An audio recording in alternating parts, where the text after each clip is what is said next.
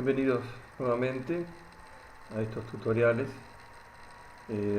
Vamos a continuar con el método analítico para resolver problemas un poco más avanzados y con un mucho mayor número de variables.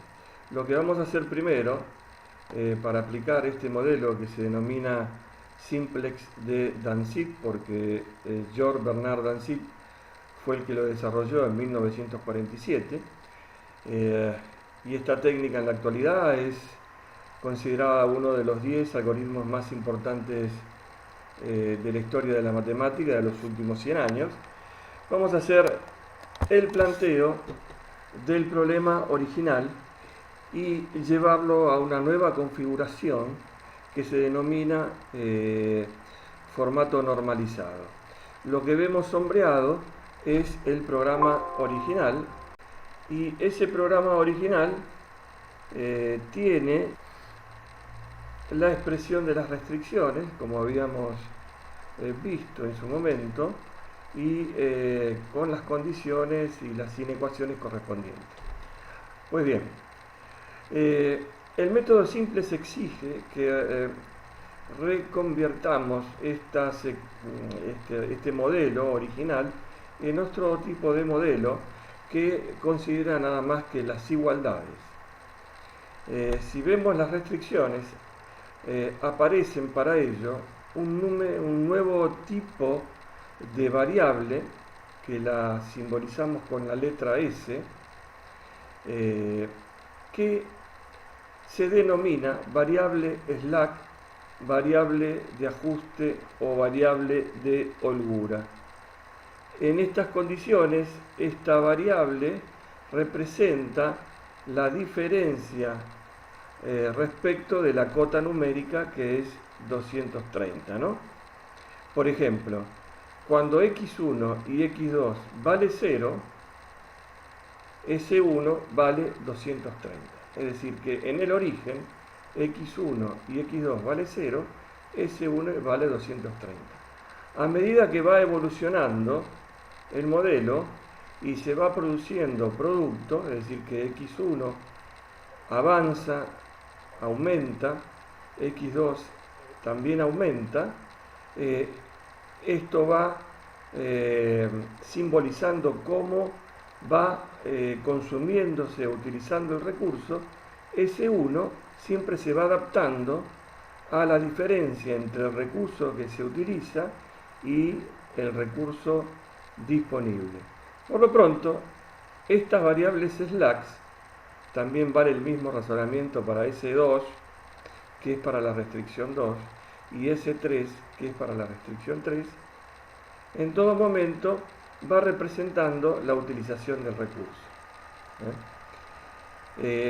Si el recurso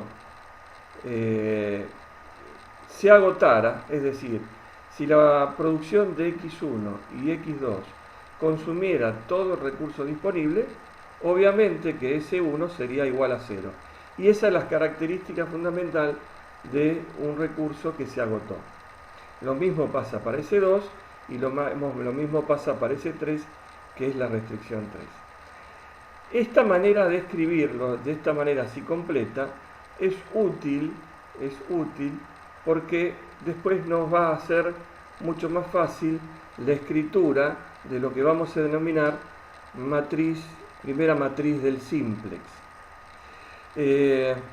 Ahora, pues bien, hemos agregado como costo para representar la condición de igualdad un nuevo tipo de variable que se denomina variable de ajuste, variable slack o variable de holgura. Ahora, ¿cómo introducimos esa variable en el funcional? Pues bien, en el funcional esa variable va con un CJ, es decir, un coeficiente igual a 0. Esto significa que no vamos a obtener beneficio a partir de el recurso sobrante o disponible. Entonces, no interviene en el enfoque contributivo del Z, tanto si fuera maximizante o minimizante. Y para ello debemos introducirlo con este coeficiente 0. Por supuesto que ahora hemos agregado a la condición de no negatividad estas variables slacks. Es decir, todas las variables slack también están sujetas a una restricción y una condición de no negatividad. Necesariamente, el método simple de Danzig parte del origen. Entonces, vamos a ver cómo, partiendo del origen, podemos encontrar una primera solución y escribir la primera matriz del simple. Acá tenemos la matriz y tenemos el gráfico. Este gráfico ya lo conocemos. Este es el espacio de soluciones factibles. Ya lo habíamos visto en presentaciones anteriores. Y entonces, ahora vemos, para poder ir siguiendo esto, de qué manera va evolucionando. Esta es la matriz del simple. Tenemos una fila C sub j, que son los coeficientes del funcional para cada variable. Recuerden que ahora ya no tenemos x1 y x2, sino hemos agregado S1, S2 y S3. Y tenemos la columna C sub k, xk, b, x1, x2, S1, S2 y S3. Y aparece una columna que se llama phi sub k, que ahora vamos a ver de qué se trata. Aparece también una fila ZJ y una segunda fila adicional CJ menos ZJ. Pues bien, dijimos que parte del origen. Si parte del origen, tenemos que hallar las coordenadas de ese punto. En el origen, x1 vale 0, x2 vale 0, y si vamos a la ecuación anterior del formato normalizado, S1 vale 230, S2 vale 250 y S3 vale 120, porque todo lo demás se hace 0. Entonces, en el origen, ahora vamos a decir que x1 es 0, x2 es 0, S1 es 230, S2 es 250 y S3 es 120. Entonces, esa es la solución en el origen. Por supuesto que el z es igual a 0. Esto lo vamos a expresar acá. xk representa a las variables distintas de 0. Variables distintas de 0 que toman un valor distinto de 0. ¿Por qué? Fíjense que acá tenemos un sistema de 3 ecuaciones con 5 incógnitas, por lo cual debemos fijar a 2 incógnitas como 0 para darle el valor de las otras 3. Y esto es lo que hace el simplex. Va buscando cuáles son ese par de valor que hay que ser igual a 0 para encontrar una solución que cumpla con la razón del funcional. Entonces tenemos que las variables que son distintas de 0 son S1, S2 y S3. B es el vector cuantitativo, que es el valor de esas variables en la solución, en este caso en este punto. Y C sub k es el CJ de xk en la solución del problema. O sea que se repite esto CJ, pero ahora en esta columna C sub k. Y esta matriz es la matriz de coeficientes tecnológicos que figura en el formato normalizado. Es decir, esa matriz es la matriz A sub ij que aparece acá. La matriz numérica, afectado por cada columna. C sub j es el valor de la solución actual y en todo momento es el producto, la sumatoria del producto de esta columna por cada una de las columnas. Por ejemplo, para poner acá sería el producto de esto por esto, la suma 0 por 230 más 0 por 250 más 0 por 120. Eso da 0, o sea que el z, como ya sabíamos acá, daba 0. Pues bien, ahora lo mismo hacemos para todos los valores de esta fila, multiplicando esta columna por esta columna y efectuando el cálculo de la sumatoria. Y el cálculo de CJ menos ZJ lo vamos a hacer directamente. CJ menos este valor. y eso va a dar el CJ menos ZJ. Hemos hecho ya el cálculo de ZJ como habíamos dicho, y acá el cálculo de CJ menos ZJ como habíamos dicho anteriormente. Recuerden que CJ menos ZJ es CJ, que es este valor, menos ZJ, que es este valor. Es decir, 3 menos 0 da 3. 5 menos 0 da 5.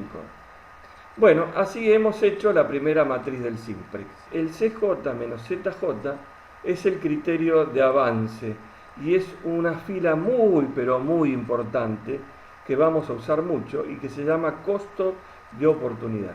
Fíjense que el costo de oportunidad de las variables xk, que se llaman básicas porque son distintas de 0, variables básicas son aquellas que son distintas de 0 y que están en la solución del problema. Son las que figuran en el vector xk y toman el valor de esta columna B cuantitativo. Fíjense que el costo de oportunidad es 0. ¿Por qué? Porque ya están en la base. La oportunidad se refiere a la oportunidad de utilizarlo. En cambio, las que son igual a 0, x1 y x2, tienen un costo de oportunidad distinto de 0. Y que las variables que estaban fuera de este vector y que valían 0 y que se denominaban variables no básicas, tenían un valor que en este caso es positivo, ¿sí? Y que representan, digamos, el incremento del funcional por unidad de incremento de esta variable. Esto es para un problema de maximización, obviamente. Esto quiere decir que cada vez que fabrico una unidad de x1, el funcional va a crecer en 3 unidades. Y cada vez que fabrico una unidad de x2, el funcional va a crecer en 5 unidades. Por convención, vamos a elegir y avanzar evolucionando por el lado de x2, dado que x2 produce un mayor impacto en el funcional que x1. Ahora bien, este método es iterativo. Cada matriz va a representar a un vértice del hiperpoliedro o del espacio de soluciones factibles. Avanzar por x2 significa esto, como lo indica esta flechita, que voy a saltar de este punto a este punto. Por lo cual voy a tener que construir ahora la matriz que corresponde al punto B, cuyas coordenadas ya sabemos para el caso de x1 y x2, es decir, el punto B tiene coordenadas 0, 120, pero lo sabíamos del método heurístico gráfico anterior. Vamos a ver cómo lo hacemos acá. Entonces, como la base, que en este caso es el vector xk, tiene 3 filas, si introducimos una variable, tenemos que sacar una variable. Y entonces acá aparece el concepto de phi sub k. Este concepto de phi sub k es el concepto que me permite decir qué variable sale. Es decir, mientras el concepto de CJ menos ZJ me permite decir cuál es la variable de entrada, porque elijo la de mayor módulo, el concepto de phi sub k me permite decir cuál es la variable de salida. ¿Y cómo se hace eso? Esta será la variable de entrada. Y entonces ahora, para hallar phi sub k, voy a dividir el B de esta fila por el coeficiente tecnológico que corresponde a esta fila, que en este caso es 230 dividido 1. Lo mismo para esta fila y lo mismo para esta fila. Entonces, cuando voy a construir el phi sub k, me encuentro con que para la primera fila S1 es 230, para la segunda es 125 y para la tercera es 120. ¿Esto qué significa? Que cuando estoy en este punto, en el punto B, hice 120 de alcohol tipo 2, que corresponde a X2. Ahora, en ese punto estoy en el eje, por lo tanto, X1, si estoy en el eje X2, vale 0. Con lo cual, X1 sigue estando fuera de la solución. Es decir, X1 vale 0. Como también lo vemos acá. Y X2 vale 120. Es decir, lo que voy haciendo es, ¿qué variable voy haciendo que evolucione X2? Hasta que la primera variable se haga 0. ¿Cuál es la que se hace 0? S3. ¿Por qué? Porque si X2 es 120, evidentemente S3 es 0. Entonces, X2, la columna de X2 y la fila de S3 representan X2 la variable de entrada y S3 la variable de salida. Del cruce de estas dos variables vamos a encontrar un elemento de la matriz de coeficientes tecnológicos muy importante, que es este que está acá, que se denomina elemento pivot. Este elemento pivot va a permitir pasar de la primera matriz a la segunda matriz, que en este caso va a representar el punto B. Entonces, la próxima matriz va a tener una estructura similar, ¿sí?, en esto, en esto, en esto, en esto. Pero vamos a ver cómo cambian los demás valores. ¿Está bien? Entonces, recuerden que la próxima matriz va a decir S1, S2, y donde decía S3 vamos a poner X2. Recuerden que esto es un método iterativo que va explorando de vértice en vértice hasta que llega a un punto. Después vamos a aprender a leer cuándo termina y cuándo nos dice que llegó al óptimo.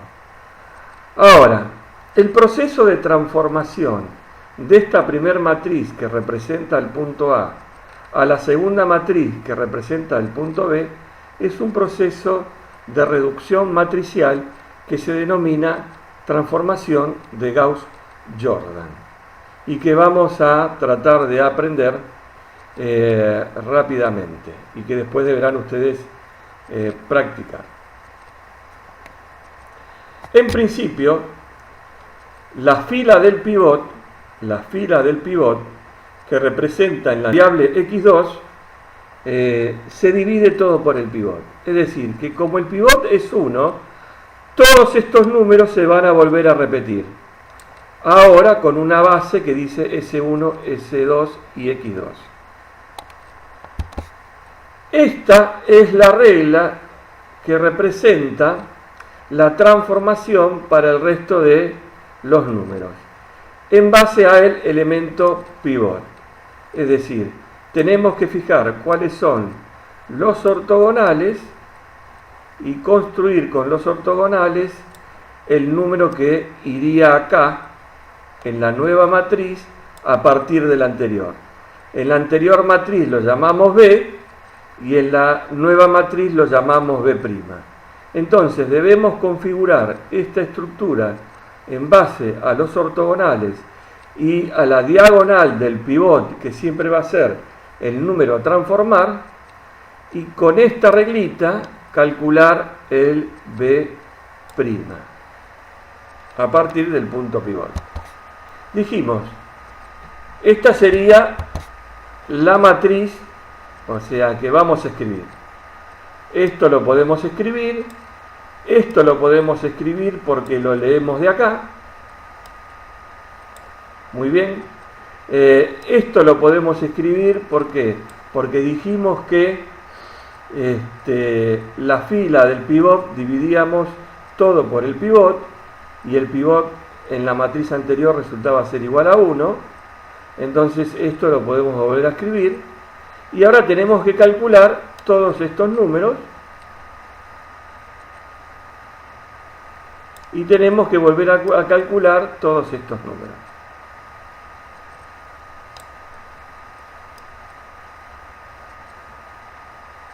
Y lo mismo que estos números.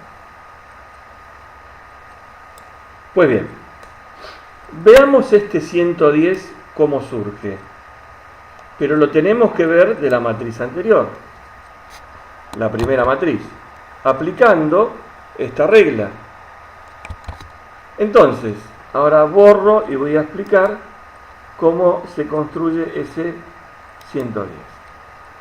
Si este es el pivot, entonces lo voy a construir a partir de este número, de este número, de este número y de este número. Y este número es el pivot. Y lo que voy a transformar es el número 230. Y entonces, el número 230, ¿cómo lo transformo? Dice, la regla dice B', que es esto es B', el 110, va a ser igual a 230 menos 120 por 1 dividido el pivot. Entonces, 230 menos 120 por 1 dividido el pivot. ¿Qué es lo que dice acá? B menos A por C sobre P. P, esto es A, y esto es C. Y este es el pivot. Entonces sería B menos A por C dividido P. Y de ahí surge el 110. Lo mismo con este 10. Este 10, ¿cómo surge? Este 10 surge aplicando la misma regla. Para la nueva matriz será este valor, estos serán los ortogonales, y el cálculo será, este será B, este será A, este será C, y este será el pivot. Entonces, será 250, este 250 es el número a transformar en la nueva matriz, 250 menos 120 por 2 dividido 1, y eso da 10, es decir, 250 menos 120 por 2 dividido 1, que es 240, 250 menos 240, eso da 10, que es este valor. Este 120 ya lo habíamos calculado por el concepto de que en esta fila deberíamos dividir todo por el pivot. Entonces ahora cualquier otro número de esta se construye de la misma manera.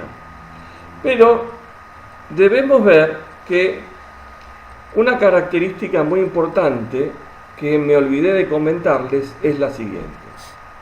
En esta matriz aparecen dos submatrices, que es esta, que está representada, que representan a los coeficientes tecnológicos de las variables de decisión, y esta, que representan a una submatriz unidad, que está caracterizado por ser la representación, el espejo de estas variables básicas. Es decir, cada vez que tenemos una variable básica, la columna va a ser una columna tipo 1, 0, 0, o tipo 0, 1, 0 para S2, o tipo 0, 0, 1, dando esta matriz diagonal unitaria. Además de que el costo de oportunidad es 0. Esta es la característica más importante. ¿Por qué? Porque este vector que nosotros vemos acá es el vector que relaciona a esta variable con esta base. Fíjense, si yo quiero expresar o encontrar S3 a partir de S1, lo hago con este vector. ¿Por qué sé eso? Y fíjense, S1 por 0 es S1, más S2 por 0, que es 0, más S3 por 0, que es 0. O sea que este vector multiplicado por esto me da S1. Lo mismo para este vector. Este vector unitario, que se caracteriza por representar a todos las variables básicas, están en todas las matrices. Entonces también la vamos a tener acá, dispersado de otra manera, pero lo vamos a tener. Por ejemplo, acá vamos a tener x2 y s1 como variables básicas, pero también vamos a tener a s2. Lo que pasa que, bueno, aparece en distintas columnas. ¿Está bien? O sea, tenemos estas variables, x2, s1 y s2 como variables básicas. Bien, una vez que hicimos todo esto, hacemos el cálculo de zj, como lo habíamos dicho, y hacemos el cálculo de cj menos zj.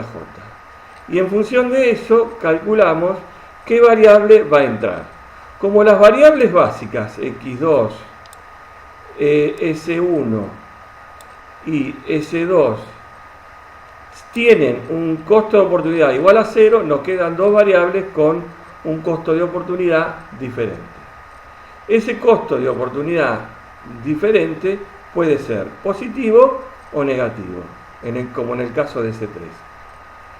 En el caso de S3 quiere decir que si S3 vuelve a la solución, por cada unidad de recurso que no utilizo, el funcional disminuye en 5 unidades. En cambio, este 3 dice que por cada unidad de producción de x1, el funcional aumenta en 3 unidades. Bien, una vez que distinguí los valores distintos de 0, voy a elegir aquellos de los positivos el mayor. Como los únicos positivos es x1, entonces ahora voy a entrar por x1. Entonces, si entro por x1, porque es el único valor positivo, voy a ver cuánto vale el phi sub k, que es el criterio de salida. Entonces tengo que dividir 110 dividido 2, 10 dividido 1, 120 dividido 0. Es decir, el b sub j, el b sub i dividido el a sub ij de la variable de entrada. Y acá, ¿cuál voy a elegir? El menor. Como este no me interesa porque no está definido, 120 dividido 0 no me interesa, el que voy a elegir, ¿cuál es? Es el de menor phi sub k. En este caso, va a corresponder a esta variable, a la variable S2.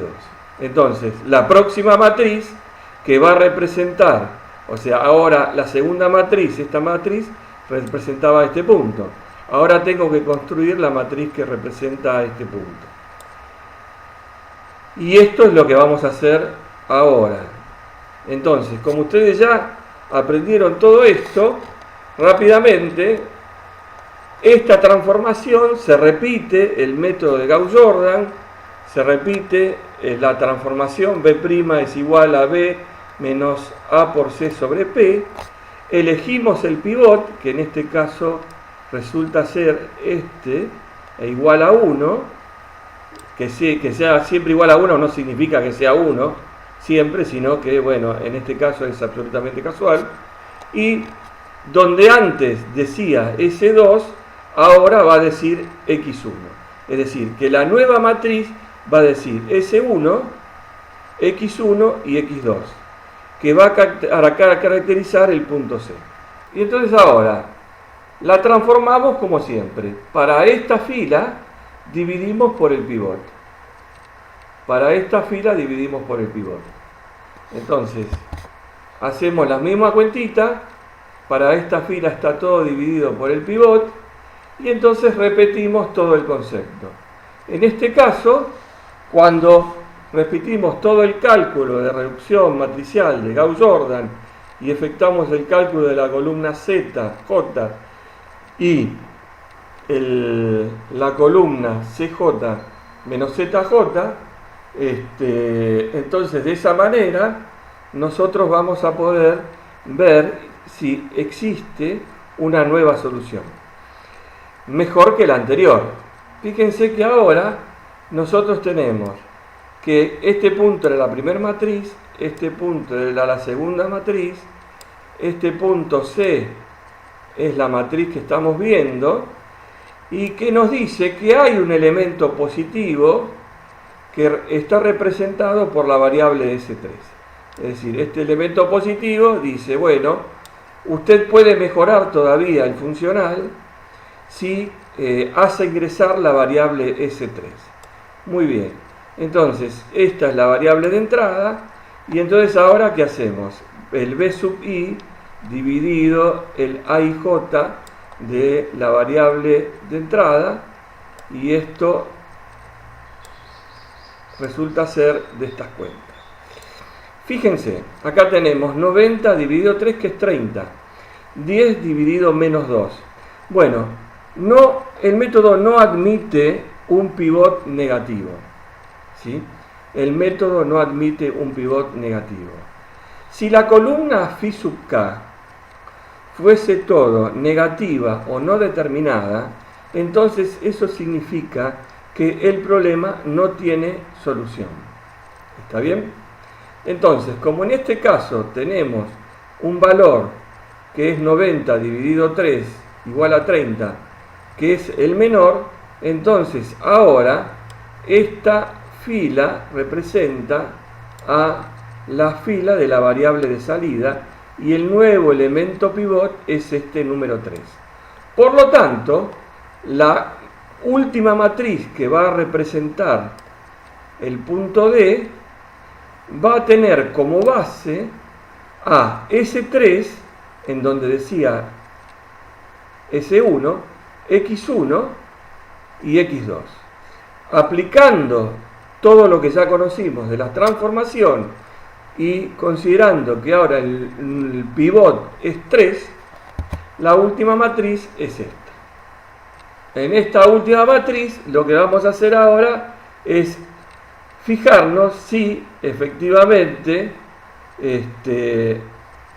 existe algún número positivo que mejore la solución, si existe alguna columna en donde el CJ menos ZJ sea positivo y nos permita mejorar la solución.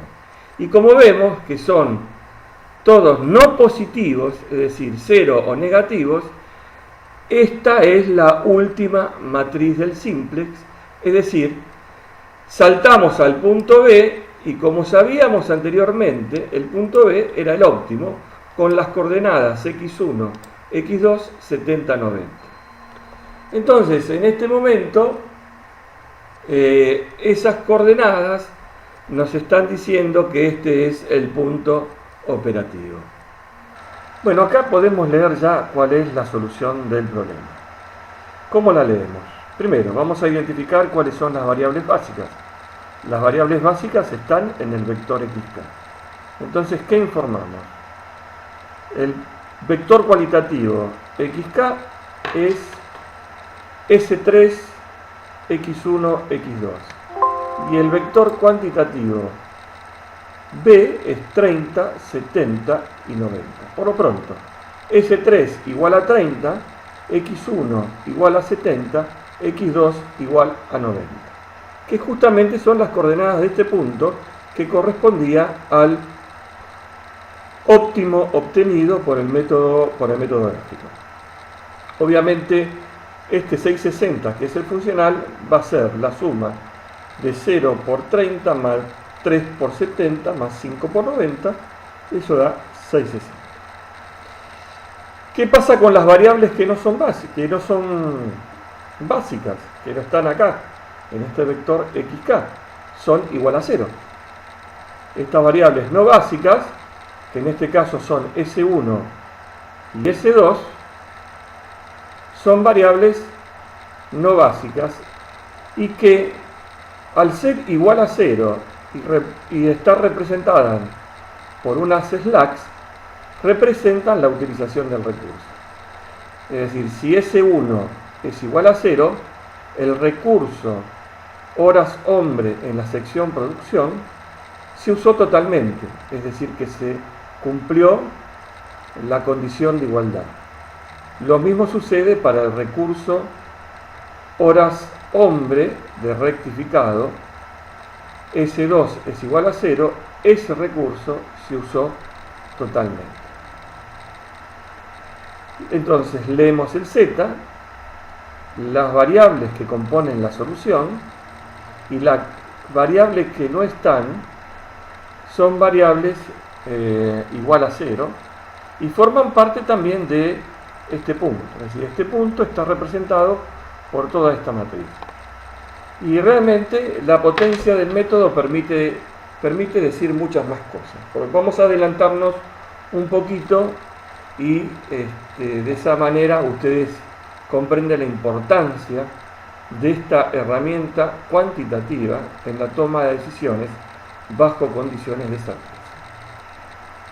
Que el CJ menos ZJ de las variables básicas sea 0, como ya lo dijimos anteriormente, esto significa que estas variables ya están en la base, por lo tanto su costo de oportunidad es 0, porque justamente ya están en la base.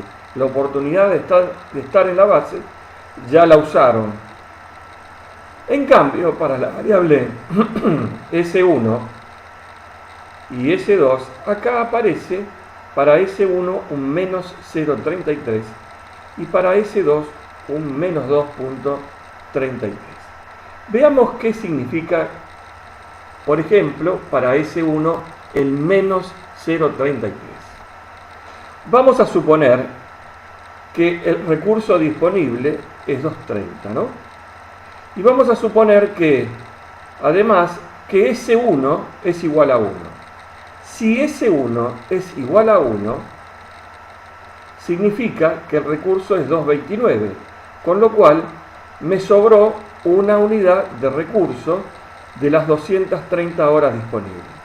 Entonces, esa unidad de recurso sobrante genera una disminución del funcional, porque acá está con signo negativo, de 0,33 unidades monetarias. Lo mismo sucede con S2. Una unidad de sobrante de recurso S2 genera una disminución de 2,33 en el funcional. Entonces, ¿qué sucede? O para arriba o para abajo, el sentido puede haber solamente un cambio de signo. Por ejemplo, si yo decido aumentar 230, que es el recurso disponible en las horas hombre de producción, a una hora más, 231, el funcional va a aumentar en 0,33. Si yo decido aumentar las horas hombre en la sección rectificado y decido aumentar una unidad, 250, tener 251, el funcional va a aumentar en menos 2,33. Es decir, si tengo 231, voy a tener un funcional que vale 660,33. Y si tengo 251 en rectificado, el funcional va a valer 662,33. Fíjense qué interesante cuestión, porque ahora la pregunta sería, si ustedes como gerentes de producción tienen que tomar la decisión de hacer horas extras ¿En qué sección ustedes la pondrían? ¿En producción o en rectificado? Pues muy bien, la respuesta es obvia, en rectificado, porque por cada unidad de recurso adicional que pongo en la sección rectificado, el aumento en el funcional es mayor que el aumento que provocaría hacerlo en rectificado. Entonces les he mostrado una pequeña parte de la potencia que tiene esta herramienta y de qué tipo de decisiones estamos hablando cuando hablamos de tomar decisiones bajo condiciones de certeza cuando utilizamos una herramienta como programación lineal. Quería aclarar algunas cosas para completar el tema. No podemos un pivot negativo. Si tenemos un pivot negativo, eso significa que el funcional crece sin límite. ¿Está bien? O sea, el funcional crece sin límite. Por ejemplo, tenemos una curva así, una recta así y una recta así, y la zona, el espacio de soluciones factibles es desde acá hasta allá. Entonces esto significa que el funcional crece sin límite. No se ha formado, si bien existe un área de soluciones, el funcional crece sin límite. Por el otro lado, ninguna de las variables xk puede ser 0. ¿Sí? Ahí tendríamos una incompatibilidad de restricciones. ¿Está bien? Y por el otro lado, puede haber un valor puede haber un costo de oportunidad igual a 0 de una variable no básica. Por ejemplo, vamos a suponer que, a pesar de que no es así, de que en este punto el valor hubiese sido 0. Ahora la pregunta es, S1 tiene un costo de oportunidad igual a 0. Sin embargo, S1 no está en la base. ¿Cuál es el significado de tener un costo de oportunidad igual a 0, suponiendo que esto fuese 0, ¿no? Repito, que en realidad no lo es, suponiendo que esto fuese 0. ¿Qué significa eso? Significa que hay soluciones múltiples o alternativas. Es decir, que puedo construir una matriz adicional en la cual S1 forme parte de la solución y salga otra variable de la base xk y tenga una composición cualitativa diferente, con el mismo funcional, evidentemente. Eso es una solución alternativa. ¿Cuándo pasa eso? Y bueno, cuando la recta del funcional es paralela a una recta de algunas de las restricciones, ¿no? Por ejemplo, cuando la recta del funcional es paralela al resto de las restricciones, si esto avanza en este sentido, entonces se superpone y estaría dando una solución en este vértice y en este vértice, y en todos los puntos intermedios. Y eso se detecta en el simplex cuando la matriz final tiene un CJ menos ZJ igual a 0 en una variable no básica. Hasta ahora hemos visto restricciones de tipo menor igual. Cuando uno hace restricciones de tipo menor igual, la ventaja es que el origen pertenece al espacio de soluciones factibles. ¿Qué pasa cuando aparece una restricción de tipo mayor o igual? Bueno, acá, como vemos en este pequeño gráfico de ejemplo, el origen no pertenece al espacio de soluciones factibles. Y entonces empezará otro tipo de problema con una complejidad un poquitito mayor. Para introducirnos en el problema, vamos a cambiar algo del problema original, ¿sí? Y entonces, del problema original, resulta que ahora viene el gerente y nos dice, che, mira, en realidad no es una demanda limitada la de X2. En realidad me equivoqué en el estudio de mercado y como mínimo necesito 120. El que hizo el informe se equivocó y te puso como máximo 120, pero en realidad es como mínimo. Entonces, la última restricción deberíamos cambiarla y en vez de poner menor o igual, poner mayor o igual. Y eso estaría representando ese como mínimo 120. Entonces, ¿cómo hacemos para resolver este tema? De acuerdo al método simplex de Danzig.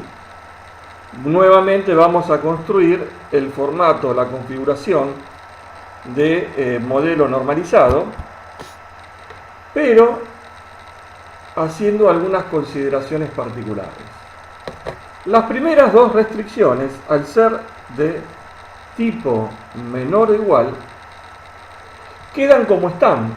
Fíjense que acá no tenemos problema porque vamos a normalizar sumando una slack de este lado de la restricción, en esta y en esta. En cambio, acá, como es una restricción de tipo mayor o igual, cambia el sentido de la desigualdad, cambia el signo de la slack.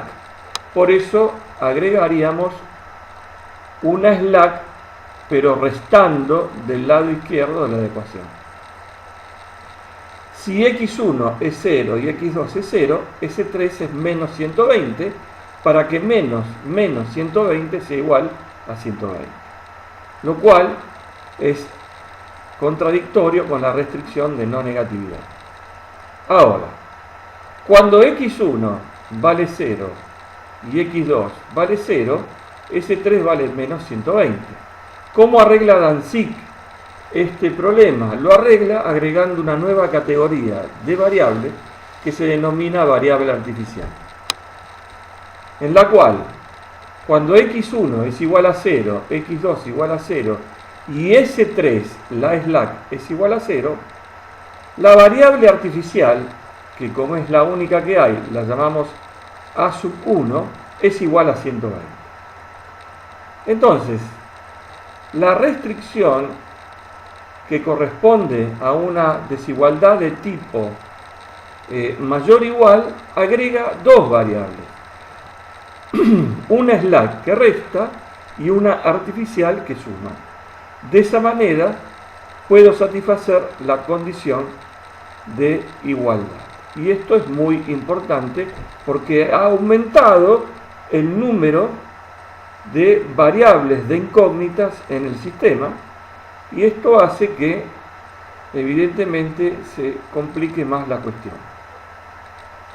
Entonces, el método se va a dividir en dos etapas. Como necesariamente tenemos que partir del origen, porque así lo requiere el método de Danzig, en el origen vamos a tener la fase 1. Entonces, mientras haya variables artificiales en la solución, eso significa que estoy fuera del espacio de soluciones factibles. Estoy en el origen.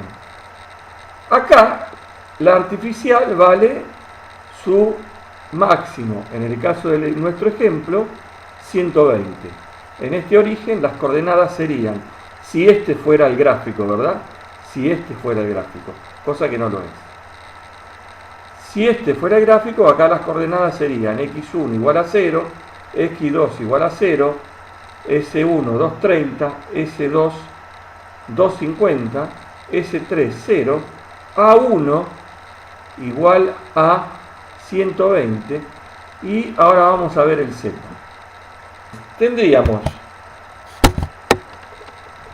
dos fases. Una fase en la cual el modelo parte siempre del origen en el hiperespacio y entra a buscar en dónde se topa con el espacio de soluciones factibles, que justamente no contiene al origen dentro de ese espacio de soluciones factibles. Cuando el modelo evoluciona y va evolucionando hasta encontrar el espacio de soluciones factibles, entonces ahí entramos en la fase 2. Y la fase 2 es la fase de variables artificiales nulas.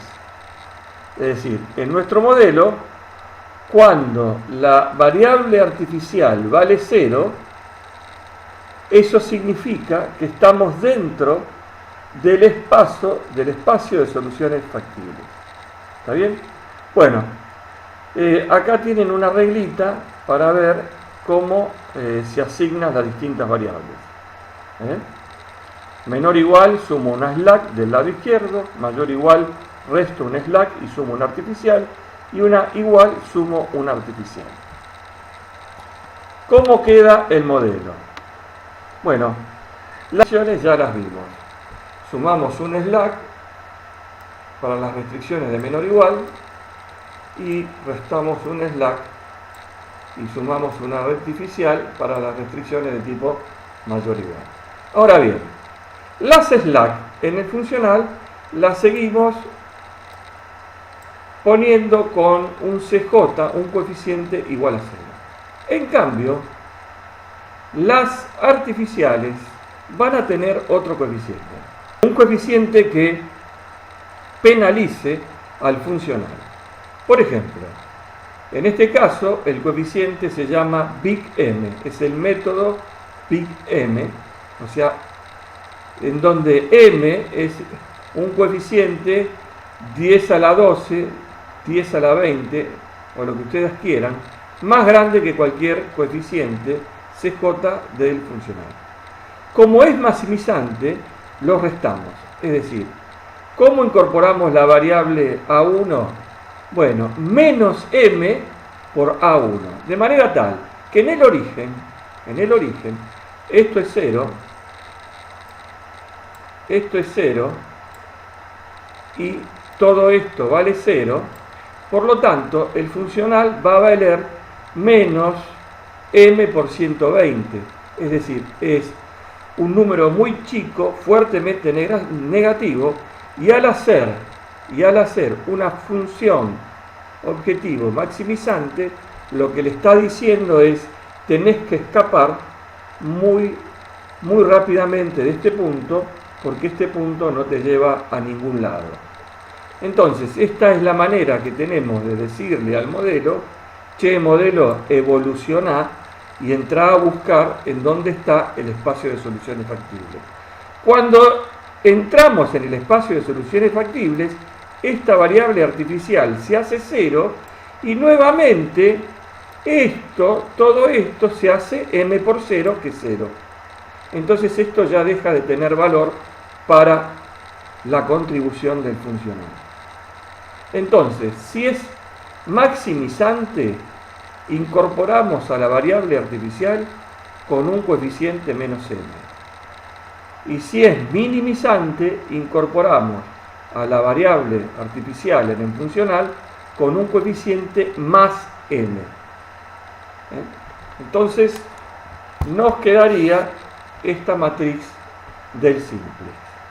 Y acá volvemos a tratar este problema como si fuera, evidentemente, el mismo problema de siempre. La primera matriz del simple, las variables no negativas, que en este caso son S1, S2 y A1, y esta primera matriz es justamente el origen.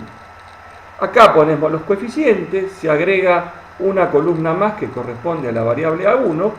Fíjense que este coeficiente de S3 es menos 1, por lo tanto no corresponde a la matriz unidad, y la matriz unidad será esta columna y esta columna. A partir de acá, cuando desaparece la variable artificial del vector xk, entonces ahí entramos en el espacio de soluciones factibles. Después todo resulta igual que antes. Pivot, el de mayor valor absoluto, y empieza a pasar a la segunda matriz como corresponde al método descripto del sistema.